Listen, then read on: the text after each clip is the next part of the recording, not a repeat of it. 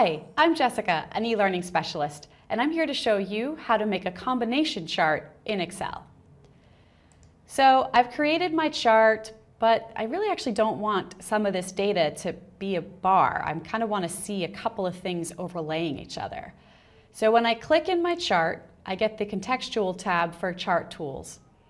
And under design, I can change my chart type. And I'm going to choose combo.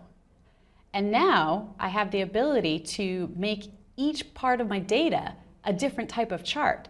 So it's going to default to a line chart because Excel recognizes that that's probably the best chart for me.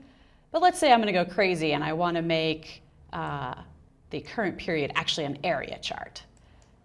Ooh, look at that. I've gone totally crazy. So there you have it. How to make combination charts in Excel. It's really just that easy. Thanks for watching.